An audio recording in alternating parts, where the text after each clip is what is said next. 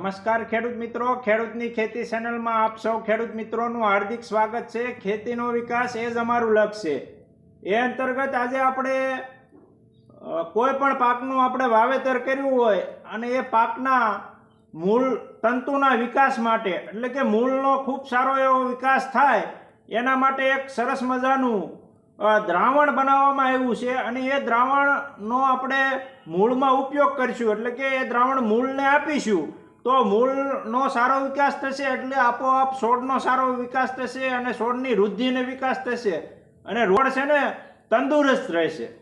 તો એના માટે એક સરસ મજાનું દ્રાવણ આ પ્રગતિશીલ ખેડૂત મિત્રએ બનાવ્યું છે, એના વિશે આપણે વિસ્તૃત માહિતી મેળવીએ। નમસ્કાર ખેડૂત મિત્ર। નમસ્કાર। હવે આપનું નામ જણાવો। જગદીશભાઈ બાબુભાઈ તળાવિયા। અને આપનું સરનામું જણાવો। મોવંડા, તાલુકો સાવરકુંડલા, જિલ્લો અમરેલી। અને આપનો મોબાઈલ નંબર જણાવો। 9909455532। અને હવે ખેડૂત મિત્રોને તમે જણાવો કે ભાઈ તમે જે એક સરસ મજાનું દ્રાવણ બનાવ્યું છે એ દ્રાવણ કઈ રીતે બને છે અને મૂળનો વિકાસ કેવી રીતે કરે છે?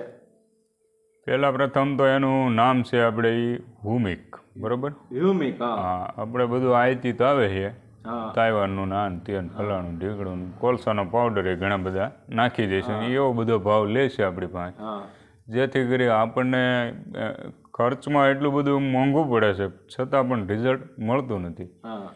એ આમ ગણવી તો એ કુદરતી રીતે નેચરલી છે, ખાણીમાંથી નીકળે છે, બરાબર? જે આયતી આવે બધું પછી એ તત્વ જ આપણે ઘેરે બનાવવું હોય તો એને આપણે ચોખા લેવાના છે, ચોખા લઈને એને બાફવાના છે, બાફી અને ઠંડુ પડી જાય ત્યારે પછી એને બેરલમાં નાખી દેવાના છે, ઓહાણ હોતા, બરોબર? ધોવાના નથી, આપણે નાખીને ત્યારે ધોવાના નથી, જેથી કરીને એના કાંઈ જે કાંઈ તત્વો હોય એ બધા રહે, બરોબર?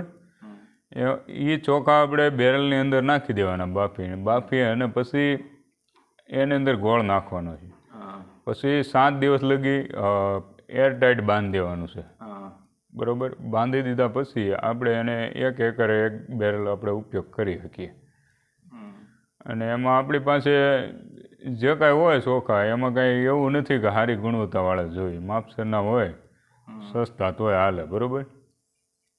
એ રીતનું આપણે બની જાય છે અને એમાં 5 કિલો જેવા ચોખા લ્યો એટલે ઘણું બધું થઈ જાય। લાટ 5 કિલો ચોખાને એક બેરલમાં નાખવાના રહેશે, બાફી અને બાફીને નાખવાના એક બેરલની અંદર, બરાબર? પછી હાવ બફાઈ જવા જોઈએ, ફાટી જવા જોઈએ દાણા, એટલા બફાવા જોઈએ। અને પછી કેટલો સમય રાખીશું આપણે? પછી એને 7 દિવસ લગી ફર્મન્ટ થવા દેવાના। પછી આપણે ડીપ સિંચાઈ દ્વારા છે ને, ડીપ હોય તો ડીપ અને ઓલામાં પાતા હોય ધુરિયામાં તો એ રીતે આપણે એને નળ ચાલુ મૂકી અને 1 એકરમાં 1 બેરલ જવા દેવાનું, જેથી કરી એના તંતુમૂળ અને હુમસનું જે એમાં તત્વ રહેલું છે એ બહુ સારું એવું કામ આપે છે। મૂળનો વિકાસ ઝડપથી થાય છે અને પ્રત્યક્ષ અમે અનુભવેલું છે, બરાબર?